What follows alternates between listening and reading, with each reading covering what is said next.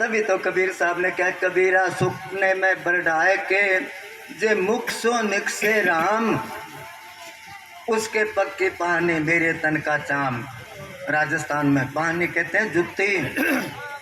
जिसको सुपने में कोई साध संगत का सपना आता है, संतों का सपना आता है, या मुंह में से राम निकलता है, तो कबीर साहब कहते हैं मैं उस पर इतना कुर्बान जाता हूँ, अपने शरीर के चमड़े की जूती बना दूँ तो भी कम है। सपने में उसको ही आएगा ना जो दिन में सारा दिन मालिक को याद करता है। हाँ जी।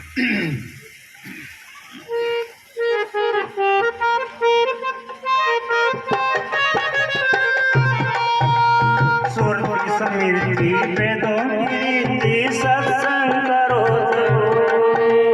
श्रुति स्मृति वेदों की रीति सत्संग करो जरूर, भजन कर सत्संग करो जरूर। जन्म जन्म के पाप कटेंगे, हो जाएंगे माफ कसूर, मनवा तेरी आदत कोई बदलेंगे हरि जन सोर, मनवा तेरी आदत।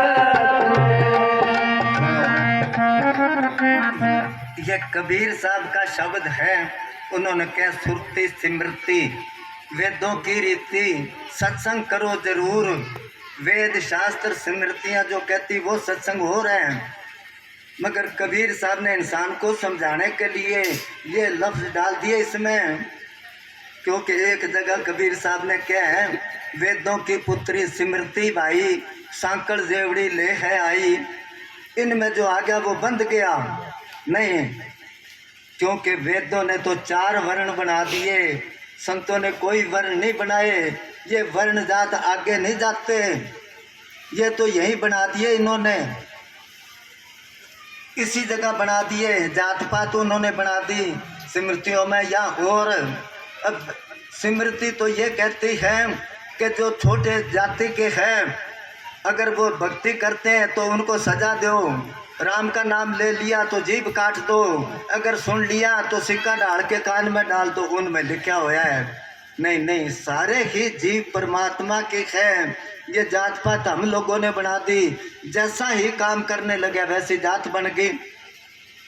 सुरती स्मृति वेदों की रीति सत्संग। अब हम सत्संग किसको कहते हैं? ये सत्संग नहीं, ये तो अप्पा मालक की चर्चा कर रहे हैं। सत्संग तो कोई पूरा संत ही कर सकता है।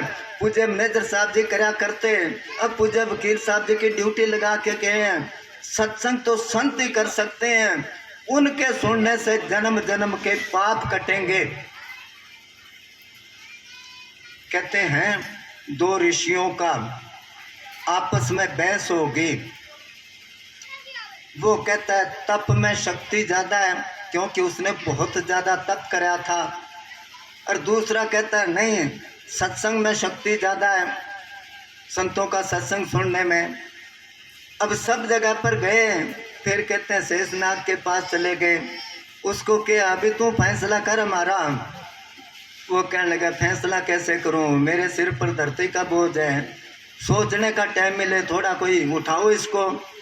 उस ऋषि ने कहा कि मैं अपने तप का सारा बल देता हूँ, इतना कह के धरती जब उठाई कहने लगा मैं दबता हूँ, संभालो कोई। दूसरे ऋषि को कहा, उसने कहा मैं सत्संग का फल देता हूँ तो धरती अडोल होगी। फिर उसको कहने लगा अब कर फैसला। वो कहने लगा फैसला तो अपने आप ही हो गया, तू सारे तप दे दिया था धरती। इसलिए वो कहते हैं सत्संग करो जरूर, उसमें क्या होएगा, जन्म जन्म के पाप कटेंगे। जन्मों जन्मों के संतों का सत्संग जो है पिछले जन्मों की भक्ति होती है, तब संतों के पास जा सकता है, नहीं तो हमारे कर्म जो है वो नहीं जाने देते। अब पिछले जन्मों की भक्ति थी तो संतों के पास आ गए, सत्संग सुन लग गए। अब विचार ने सत्संग सुना तो सही, उस पर गौर भी कराया, समझा भी क्या क्या संतों ने। सुन सुन के अपन सारे ही ढीठ बन गए।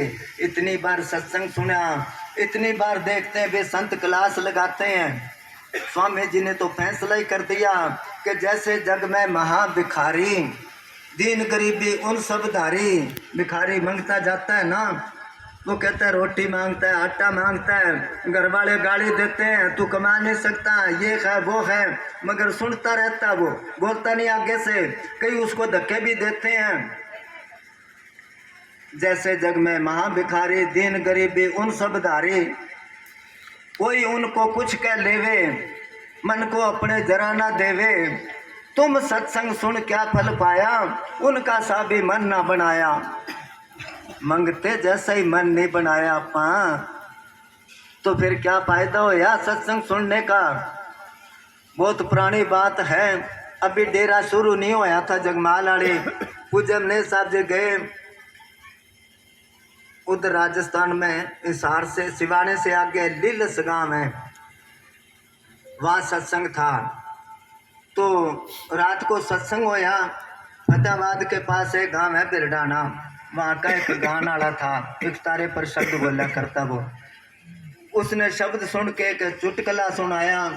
कहने लगा कोई आदमी था, उनकी मियाँ बीबी की आपस में बनती नहीं थी। अब वो कह सारा दिन तू घर बेली बैठी रहती है, वो कह तू खेत में क्या काम करता है। एक दिन आदमी कहने लगा पा काम बदल लिया, तू मेरे वाला काम कर, मैं घर का काम करूँगा।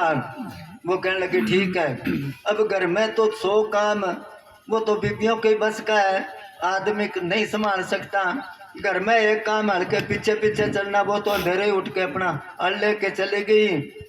और वो भी अंधेरे उठा, अभी कुछ पहले क्या अभी ये काम कर लूँ, कदे सोचे ये कर लूँ, फिर मन में सोचा दूध भी लो लाए कर। अब उन दिनों में बिजली लाइट तो होया नहीं करती थी, और उधर राजस्थान में वो राबड़ी बनाया करते, बिलौना और राबड़ी वाली हांडी साथ साथ पड़ी थी। बिलौने की बजाय राबड़ी की हांडी में जेरना गाल के लग गया, दे तेरे घी दे तेरे घी।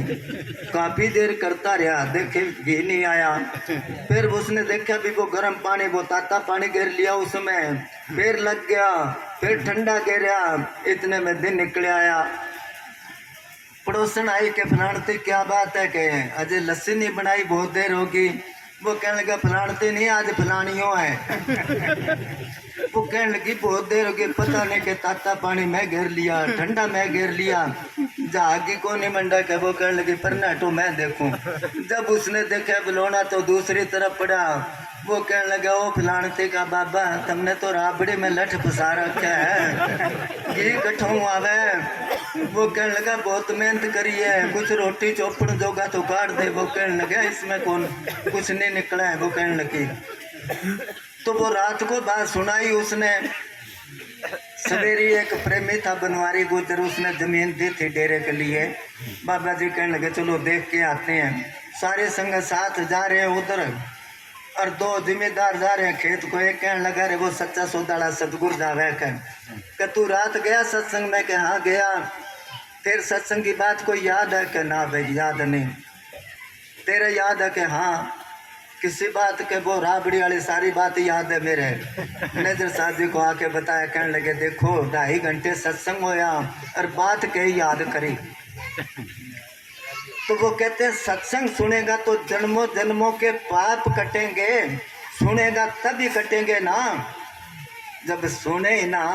सारा दिन स्कूल में मास्टर के आगे बैठा रहा, जब ध्यान ही नहीं।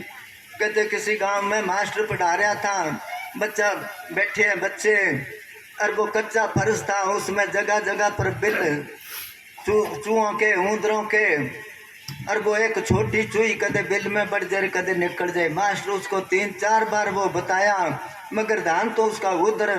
आखिर को मास्टर कहने लगा कोई दिमाग में बड़ी कि नहीं, कहाँ जी बड़ी तो थी पर निकल के भाज गई कह। उसने क्या चूहा उसने। तो इसी तरह हम सत्संग में करते हैं, जन्मों जन्मों के पाप तभी कटेंगे जब गौर से सुनेंगे संतों का सत्संग। स्वामी जी ने लिखा है गुरु का निरख आंख और माथा, सत का नूर रहे जहाँ साथा। अगर संतों के स्वरूप को पहचान ले तो ये सब कुछ छोड़ दे। कितनी पावर है संतों के अंदर।